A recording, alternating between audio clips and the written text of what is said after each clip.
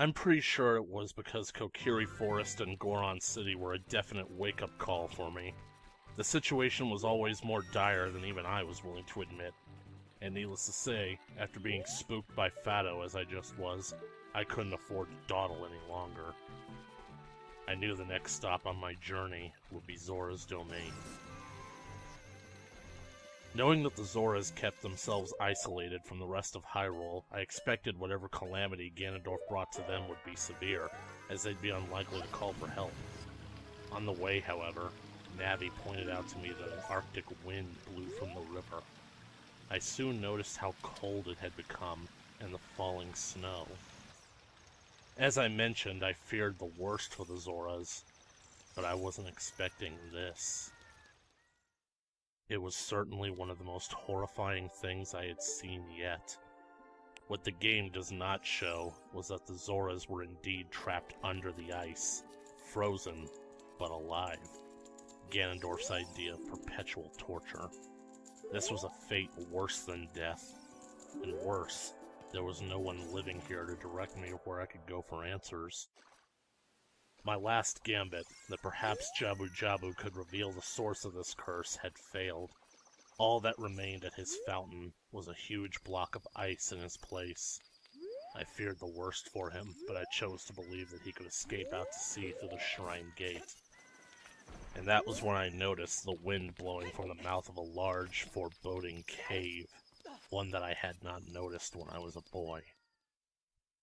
At first I believed that maybe some of the Zoras would have escaped and taken shelter here. I was wrong. I didn't find many monsters, puzzles, or threats in the ice cavern. There were freezards guarding the place, but nothing nearly as elaborate as what was depicted here. Truth be told, the only thing to be discovered here was what could only be described as an icy sarcophagus. Something had been imprisoned and preserved here under the ice for centuries. Much like what I had recovered from the other dungeons before, the iron boots were not kept in a chest. They were instead held with the frozen remains of their previous owner.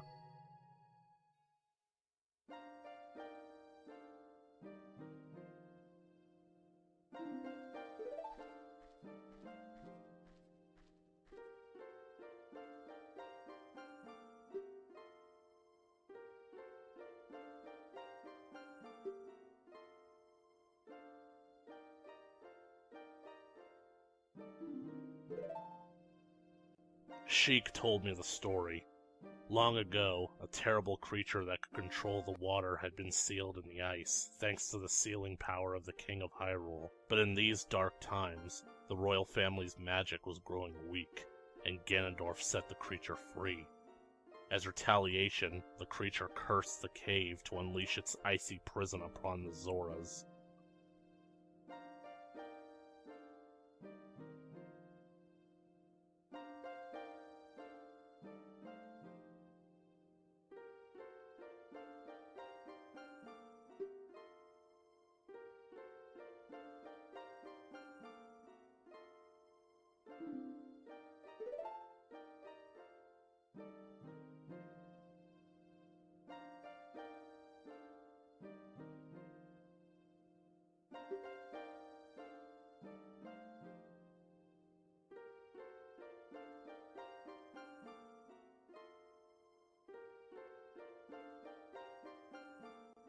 For some reason, Sheik's words reminded me of the quest that brought all this about when I collected the spiritual stones.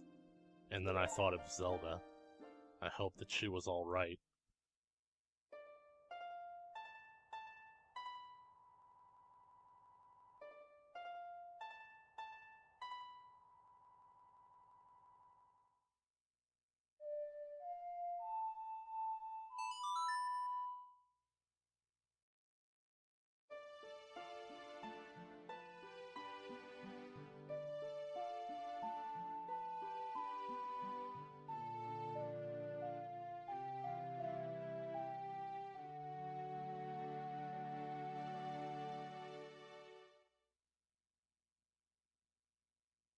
Still, I was tired of Sheik only showing up when it was convenient for him. I wanted answers on who he was and what he knew. but I wouldn't be getting them. Not here. Sheik told me that the boots were the key to traversing the temple, but he also told me that while the cavern was the source of so much suffering, it also held the solution to one of Ganondorf's most cruel devices, the blue flame. I took some back with me. King Zora's condition was not as favorable as you see here. I hear that for his defiance against Ganondorf, his punishment was to be worse than his people's.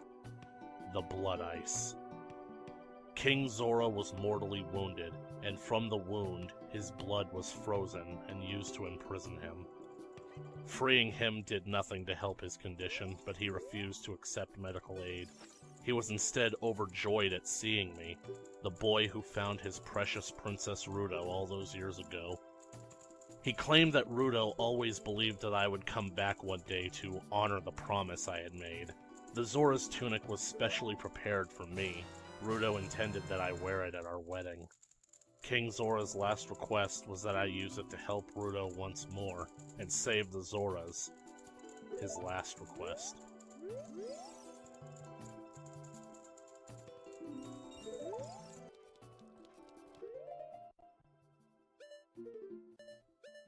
Don't ask how it works, even I don't know. Maybe it's just magic. Though I prefer green, I'd say that blue flatters me.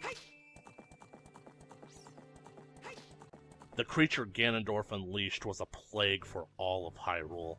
I was astonished when I had seen it with my own eyes. Lake Hylia had almost been completely drained, and with it, Hyrule's water supply was gone. I now understood why so many people were storing water. Ganondorf was choking Hyrule with an unquenchable thirst, just to prove he had the power to do so. The man could not be more wicked. I finally noticed that there was a submerged structure in the lake bed. What little water remained looked like it was being drawn into the entrance, the elemental symbol for water engraved on the pedestal above it. The temple, hidden in plain sight.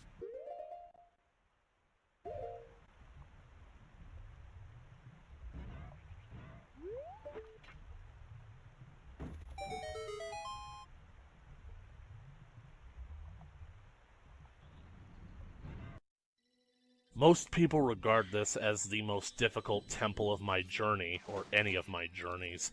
They also complain about the tedium of having to switch back and forth between the equipment and item screen menus. These, of course, are sentiments I do not share. Seriously, you people think you have it bad?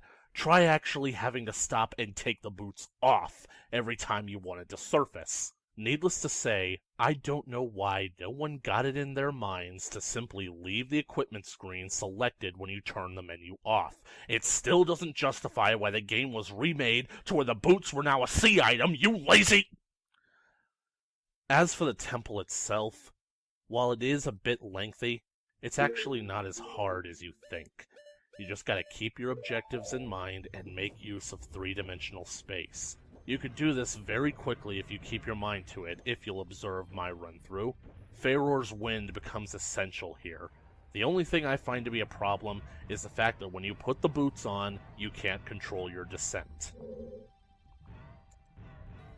Like most of the other temples in Hyrule, the real-life counterpart was not as large or as lengthy as depicted here. These were still places of worship, after all, and required easy access.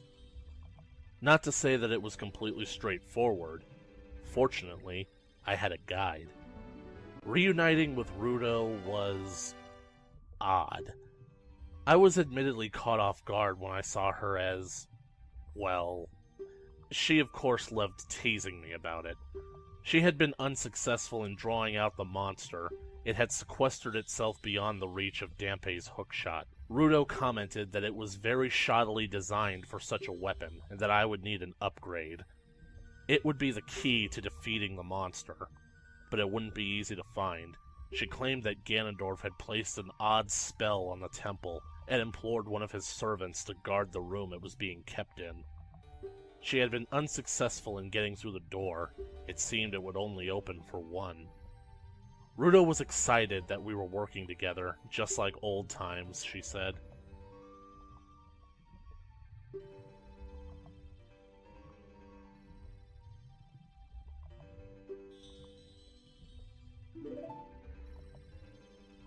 Unlike in the game, we didn't split up.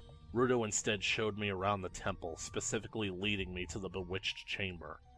I got the sense that sticking with Ruto, her mild flirtations gradually became more sincere, but I was nervous for another reason.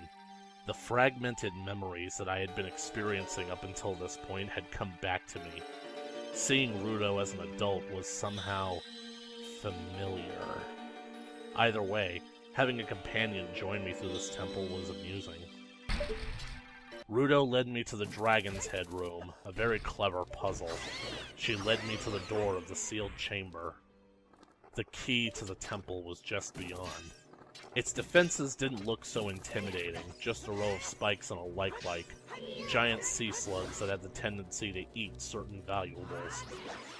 As for the door itself, there was an incredibly powerful enchantment over it that seemed to react to my presence.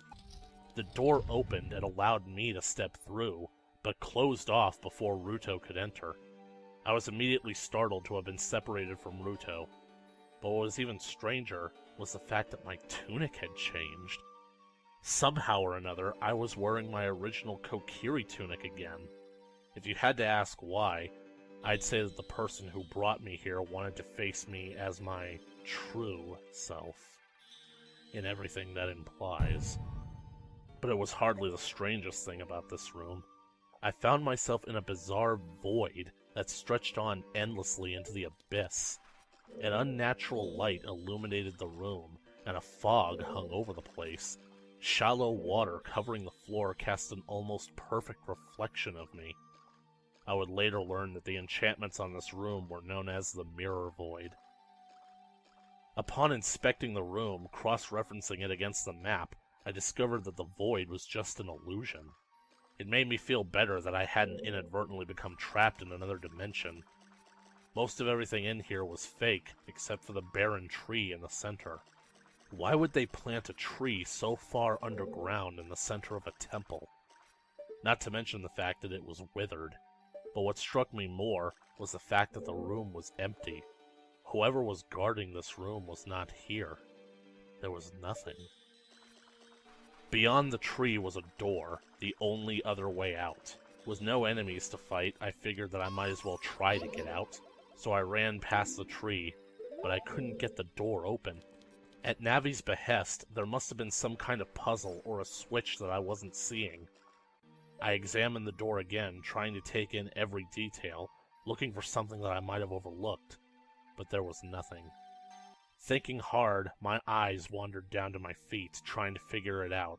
I noticed the reflection of the door in the water, and then I did a double take. My own reflection was gone. And before I could think about it too hard, I had the sudden feeling that I was being watched.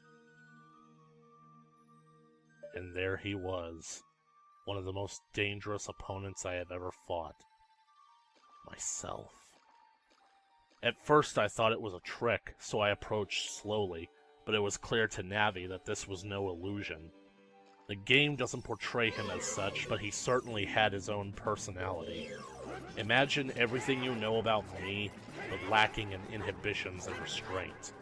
The fight between us seemed more like he was taunting me before anything else, intentionally matching my moves to keep me at bay, while also showing off how much more competent and agile he was than me.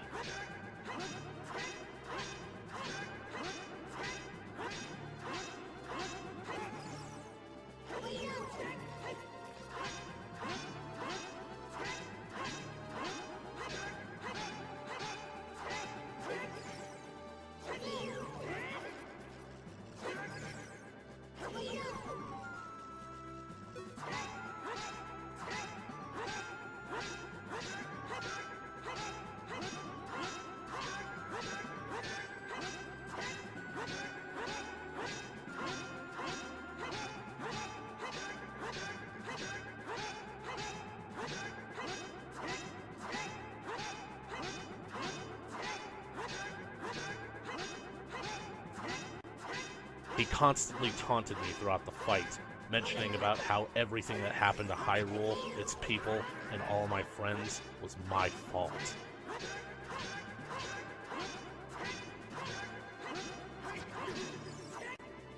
He didn't fall through the floor whenever I managed to strike him, nor did he reappear behind me. The first time he smirked, as if pleased to find out that I could actually fight before coming after me again. Every other time seemed to frustrate him, and he would almost immediately spring back to his feet. Fighting this thing was scary. He not only knew all of my best moves, but how to avoid them as well. He easily evaded my jump attacks and even the Kaiten Giri. Worst off, he could easily take advantage of when I left myself open.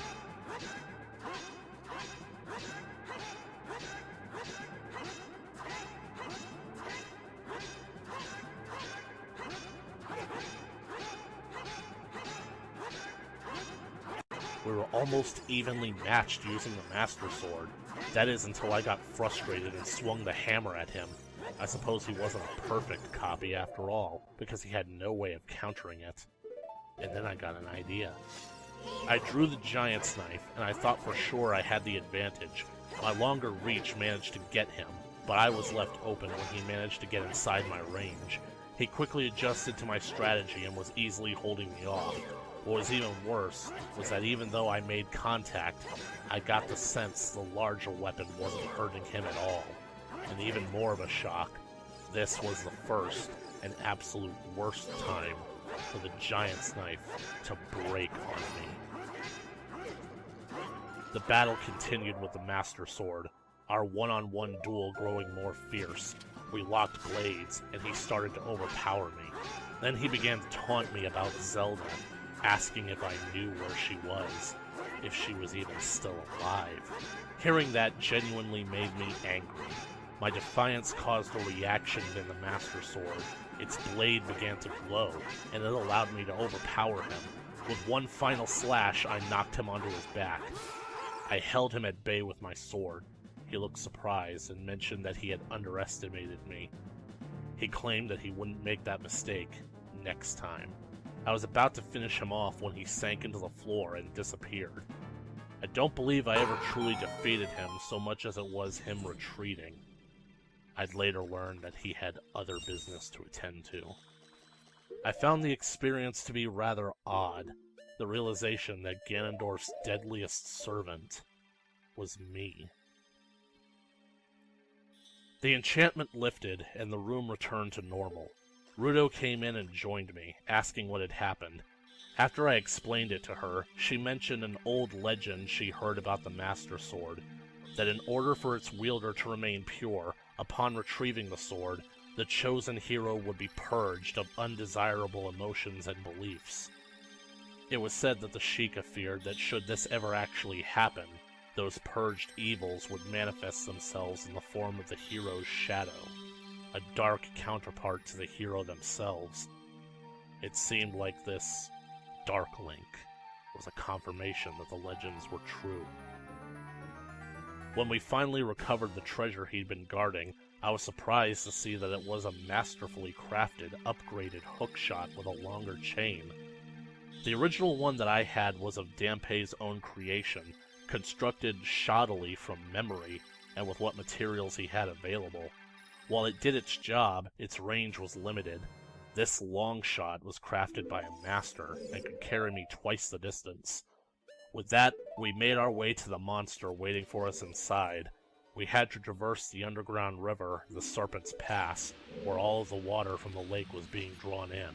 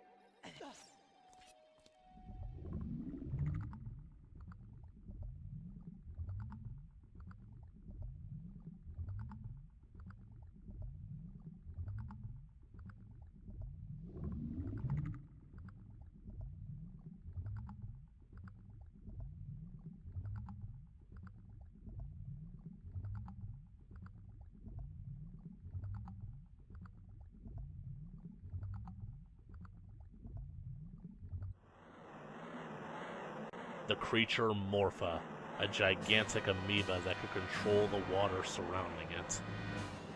That was how it was able to draw in the water from the lake. It was using it to expand itself, and if the creature grew to full power, it would be able to unleash a living flood onto the land of Hyrule. It was quite a dangerous, formidable, and disorienting foe. You had to keep careful not to get grabbed by its tentacles. I don't know why so many people look down on this boss. Considering that I was actually there, I'd say this is quite an impressive achievement.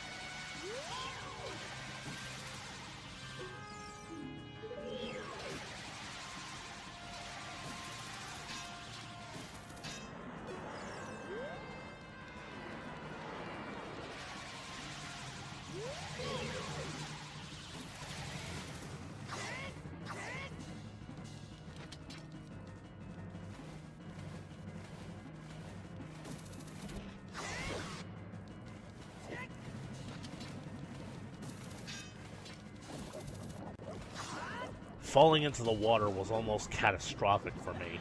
I was technically swimming inside of Morpha's body. It was easily able to attack me and hold me underwater, trying to drown me. I'd have died if not for Ruto running interference during the battle for me. She was able to distract Morpha long enough for me to get free.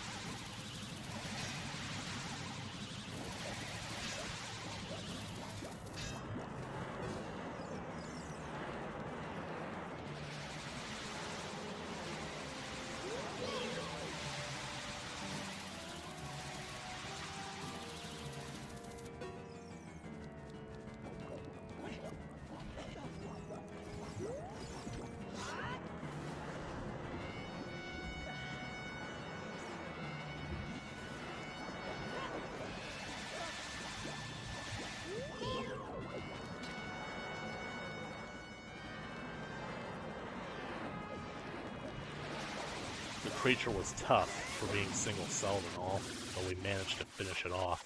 Upon its death, all the water began to drain from the temple back into the lake.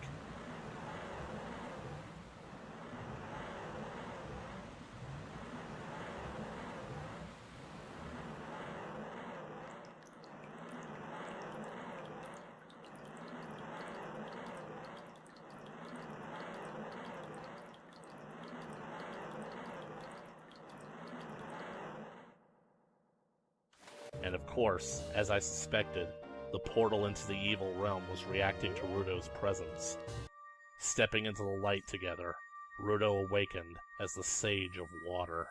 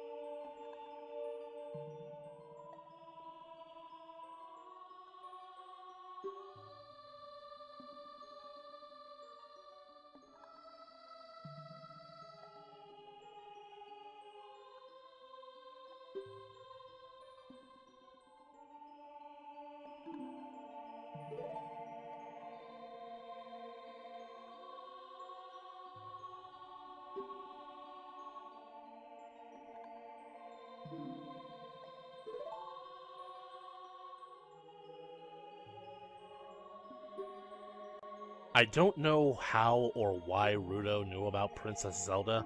Apart from teasing me about it, I sensed that it was also her way of letting me know that, well, she didn't truly expect commitment from me. My mind was always on somebody else.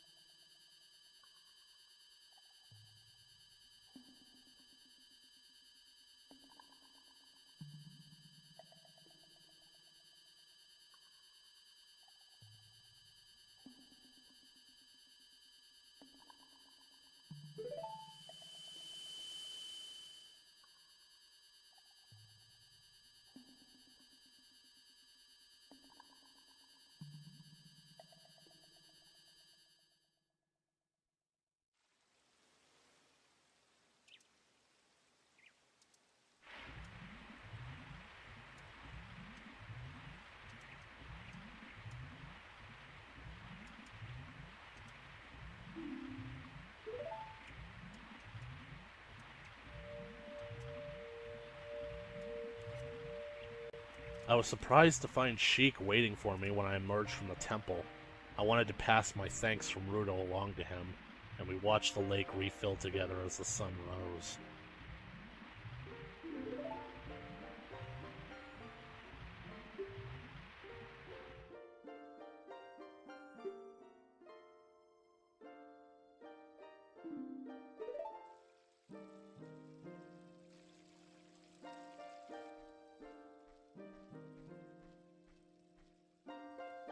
The game doesn't show it, but it was at this point that I began to reminisce, waxing nostalgic about how Hyrule was before Ganondorf, and how it was my hope to one day restore it to its former glory.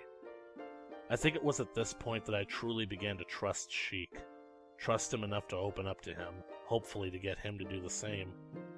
I mentioned that Rudo told me about Princess Zelda. I was relieved to hear that she was alive. I let Sheik know how much I cared for her and wanted so badly to see her again. I asked Sheik if he knew anything about her.